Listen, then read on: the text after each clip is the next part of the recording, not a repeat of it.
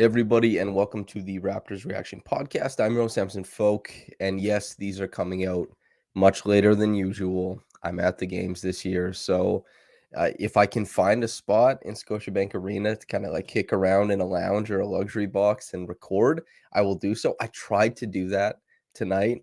It was too loud. There were like dudes screaming about cleaning up popcorn or whatever, so I wasn't able to do so. I had to bus home and then get ready to talk about all this stuff. So it's like 1:30 a.m.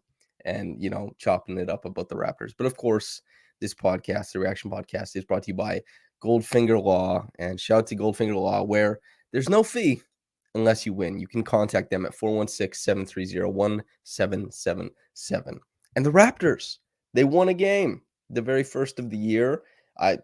Quite literally, that's as good an outcome as you can possibly hope for. 108 to 105. A lot of different moving parts in this game. The Raptors did a lot of different things defensively. They did a lot of different things offensively, particularly in outcomes rather than process, because guys came in and out of the game.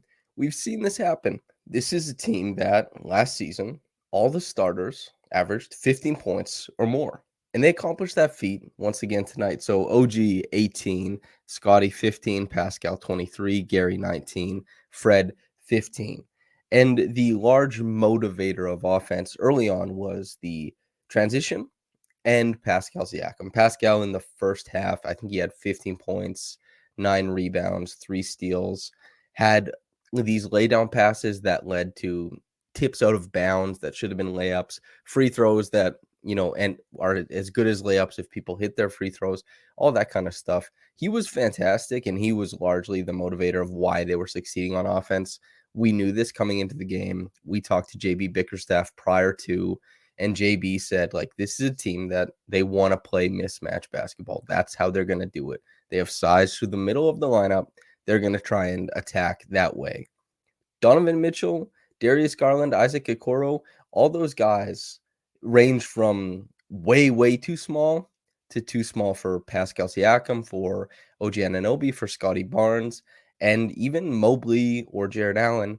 Those guys can't really hang with the wings on the Raptors, be it Pascal, be it OG, or be it Scotty. We saw Pascal put Mobley on an island. We saw Scotty beat Allen twice late in the game to get to the rim, and we saw OG getting downhill off of these like dribble handoffs, giving laydowns to guys. I mean, Christian Koloko was just hanging around the rim, right? And he finished with 3 points. I think he had 3 missed dunks in this game. And through no fault of his own, he went up with authority. He tried to like bang it. And on top of that, Jared Allen is a guy, Evan Mobley is a guy, long limbs. They have the torque times whatever to create that leverage to pull you back down. He got stunned at the rim a few times, and the playmaking, the ability to get downhill against the bigger guys created for the Raptors in the possessions that didn't end up so fruitful. But then by the end of the game, that run, with Pascal on the bench, Scotty, OG, Fred, Gary, like they had such a good run of form towards the end of the game. They were hitting threes, they were getting out in transition, they were getting stops. It was exactly what they needed it to be. And largely because Donovan Mitchell wasn't on the floor. They started getting stops because it was Raul Neto instead of Donovan Mitchell. And that was the big adjustment in this game per my brain, right? This is a team that was struggling at the point of attack in the third quarter. Donovan finished with like 31 points, 9 assists, something like that. And that was largely because Darius Garland got injured. I believe it's Gary Trent Jr. tried to jump a pass, tweaked Garland's eye. He left the game. We've seen it happen to OG Anunoby like twice, which is kind of crazy. And so Donovan Mitchell became the architect of the Cavs offense, and he looked so good. He was tremendous driving their offense. He was starting to get around guys, turn the corner, be it Koloko, be it, Precious, not as often, but Koloko, Thad, the guys who were playing bigger in that third quarter, defending the pick and roll, whether it's like hedge or drop or at the level, he was getting wide. And then once they started like, okay, we have to beat him to get wide, he started splitting the pick and roll. And that's where the Cavs started to really build up a lead. I think he got up to 8 points, was because the Raptors couldn't stop pick and roll. they tried to blitz, right? This is what Nick Nurse talked about in the post game. They tried blitz. It didn't work. Yeah, Donovan Mitchell was squeezing into cracks and crevices that Nick Nurse didn't think existed. That the Raptors probably thought, you know what? We're beating him to the punch. He's going to have to use an escape dribble, reset the possession. Only he's slithering right down the middle. And so, yeah, they started getting stops once Donovan Mitchell was off the floor. And then once Donovan Mitchell came back on, OG Anunoby was involved in more possessions, and that was the big difference maker. And on the other side of things, we're looking at a team, the Raptors, who their offensive process, it is dictated by that mismatch. It is dictated by the pace of play they play with, right? When they took the lead in the game, was 97-96 or something like that. Fred gets a steal, a dig in on Jared Allen, takes the ball, it goes up the court. They end up getting a 3, I believe, something to that effect. And we're looking at a team that they want to grab and go. When things were going well in the first half, Pascal Siakam's getting a rebound. He grabbed a lot of them, right? I think 6 defensive rebounds in the first half, and he's bolting up the court. They're getting like these, 3-on-2, 3-on-3, but there's kind of a guy who's in a bad position to help if Pascal takes it on a straight line drive. Like you're manipulating the lanes in transition. You're getting into these advantageous spots, and that was a really big deal. And in the half court, it wasn't that much going on with guys like Fred. His game picked up a little bit when he got to hit. He had 2 catch and shoot triples in the second half. That was really nice to see. But he was mostly out there as a support. He's calling plays. He's kind of getting guys into the spots they need to be. The Raptors are running their weave. They're running like pistol action, all this kind of stuff. And Fred is mostly their support, a release valve of sorts. But 15 points, 5 assists is a very low-key game for an all-star guard. But the 4 steals wasn't. Fred, as far as a rotational player on defense, making a lot of the right decisions, getting to a lot of good spots on the floor to provide help for these big rotations that the Raptors are making. And Scotty Barnes, Pascal, OG, Pascal in the first half, great success as far as the mismatches. OG never really pressed that issue as far as like taking a guy, bullying him, beating up, and then getting the bucket. He was very close on some occasions, but it never came to fruition. He got a lot of rotation over towards him, and he was working on dump offs or kind of bouncing the rim. It just kind of fumbles out. But as far as a guy who's finishing plays in the second half and his defense over the course of the game, we're talking about probably the best player over the course of this game, just because that second half was so important. Guarding Donovan Mitchell, some of the rotations he made back towards the rim and then back out to the arc, he was so it was. You can never have a perfect defensive game, but as far as like keeping the Cavs to 105, even if you replace OG with like, I don't know, Banton, who had a good defensive night, if you replace him with Thad, who's always a pretty good defensive mover and decision maker, Cleveland probably is scoring like maybe like 8 to 12 more points in this game. And just that might not sound like a lot. It's a lot for one defender to erase that big a differential. And OG was moving. Point of attack, he's pushing guys back. He's blowing up actions. When he's in a rotational spot in the back end of the defense, he's blowing up plays there. He's moving them off of these line drives. It's really, really immense. And he was so able to do that at the end of the game. It was awesome to see. And Scotty Barnes as well he's so good in core coverage defensively when he's making the right decisions, that length, that athleticism, that activity, that once he started to get into the game with the defense, the Raptors started to pick up as well. He started not to have those kind of off kilter pull-ups where he's like, okay, I'm surveying, what am I going to do? Put the shot up. Those, you want to see a guy shoot, you want to see a guy have good possessions, of course. But the thing about that is that Scotty is such an overwhelming force at the rim. And I was very happy that he started to kind of implement that physicality. This is what we've been waiting for. This is what we want to see. And taking, Allen off the dribble twice, these left-handed finishes, right? Getting to his spots. That's what we want to see, because that's the truth of it. Scotty, if there's a quick wing, he has to bully that dude under the rim. If it's a big, Scotty has to have a tight handle so that he can really get out into an all-out sprint in the half court, back it up, try and beat him to the glass. And he did Jared Allen. Allen stepped out too big. He took on more than he could chew. Scotty finished on him late. It's really nice to see. And even in some cases, right, he's pushing the ball and he makes that pass out to the corner as OG cashing a three. Really, really nice to see. And in the third quarter, when the Raptors were struggling offensively, like Pascal's taking maybe a bit too many shots, but Pascal got saddled with the lineup that was more deficient offensively.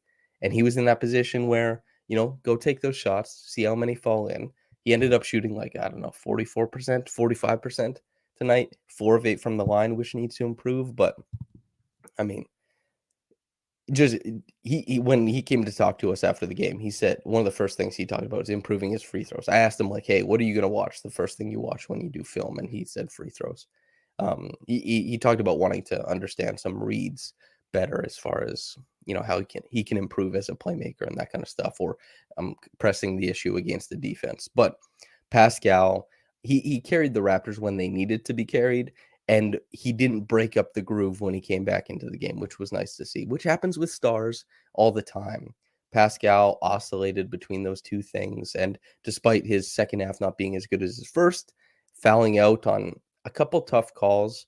I think you could make the case that, like, yeah, there may be a foul on both of them, but to foul out on those two in succession was tough. But yeah, really impressive game for him.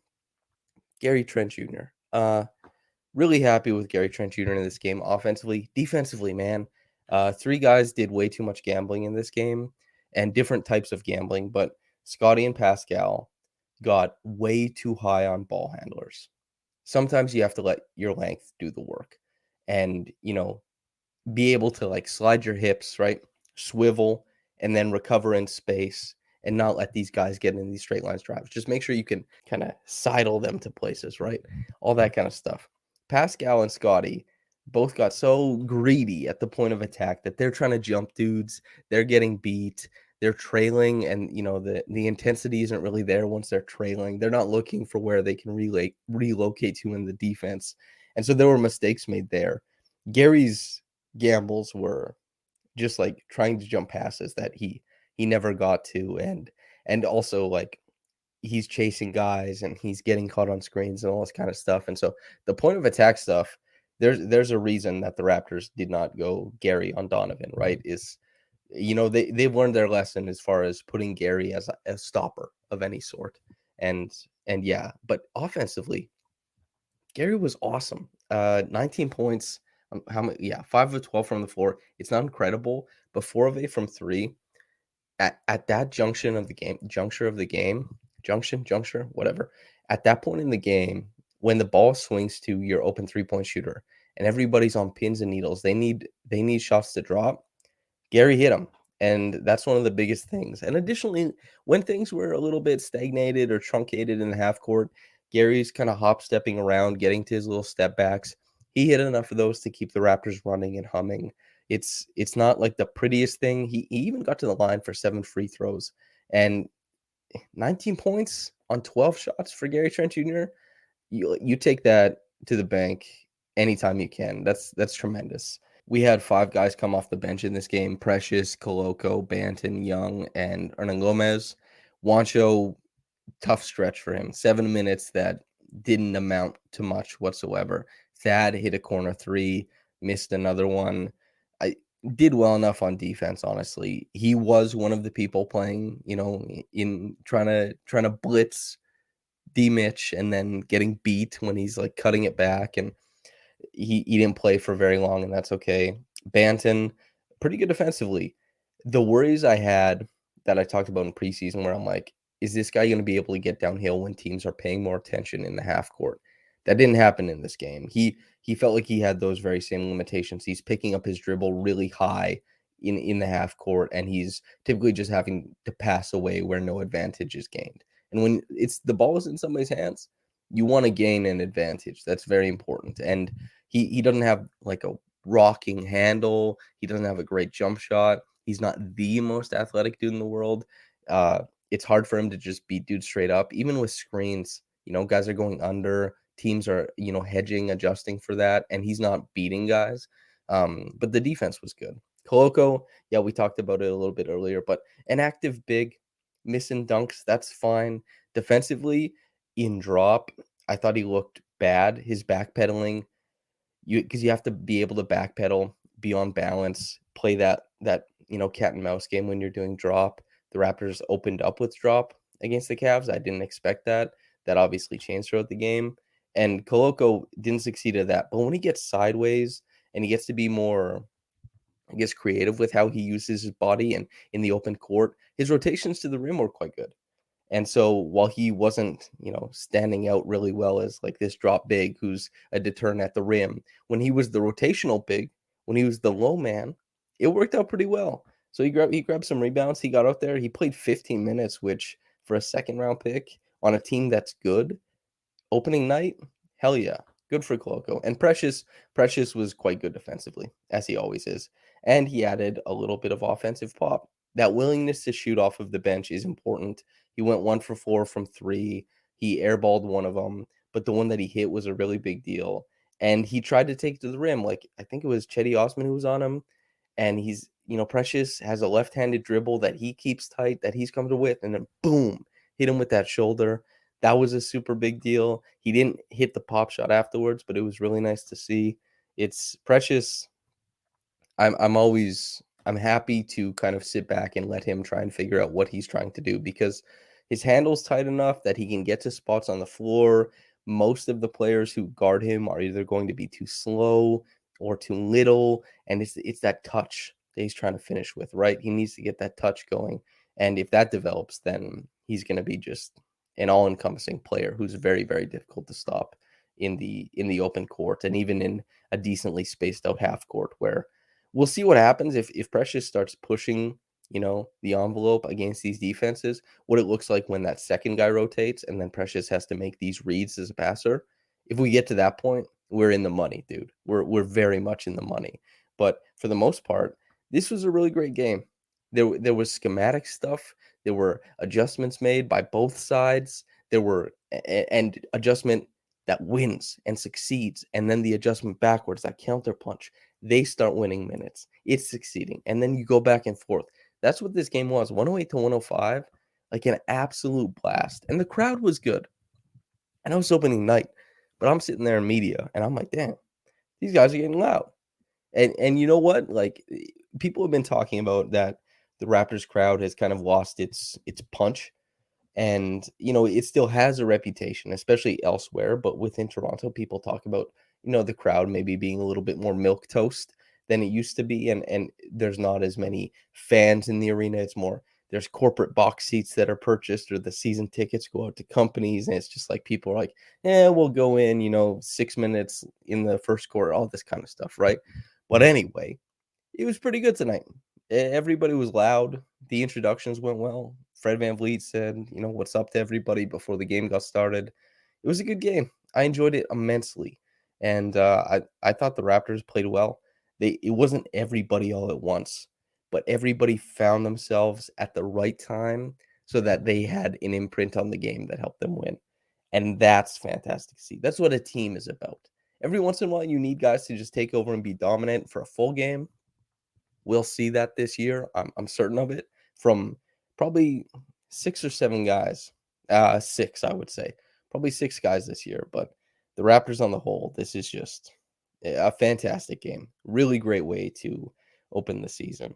If I had to give the Reggie Evans award, it's OG Anunoby, for all the reasons I said at the top of the podcast. The defense was just, man, his defense was incredible. Truly fantastic. The top quick reaction comment is from Ice Cold Khem Brrch. Quote, great game from OG. He played great D, great O, good dump offs, good showing from Pascal. All the starters were great. Nice D from Koloko as well. Bench left a bit to be desired, but overall nice game. I agree with everything there. The bench leaving stuff to be desired. It's tough when they can't shoot it. And it was Koloko, it was Achua, it was Banton, it was Thad, and it was Wancho. Who's shooting that thing, right? And Precious tried to shoot it. It didn't go that well, but who's shooting that thing in that lineup?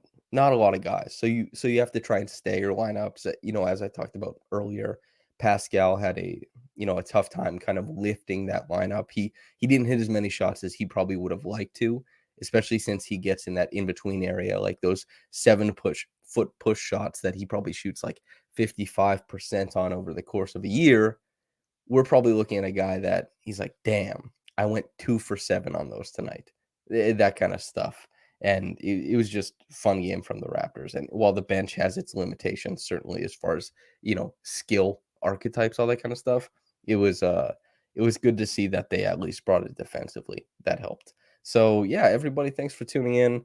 There's a video aspect of this year. So if you're watching on YouTube, make sure to like the video. If you're listening on the podcast feed, please make sure to just keep listening to these reaction podcasts. And most importantly, actually, just know that these will be coming out as quick as they used to on the away games. So I'll be very quick then, but when it's home games, I'm at the arena, dude. So the written work is better. The commentary that I give currently that I just gave is influenced after I've talked to the players and the coaches, which I wasn't doing prior. And so I hope that everything the product is better. It's just coming out later now as far as the home game and stuff like that. So thanks for kicking with me. I'm Samson Folk, of course, but yeah, I think that's it. So thanks for tuning in. Whether you got into this in the morning or at night, have a blessed day and goodbye.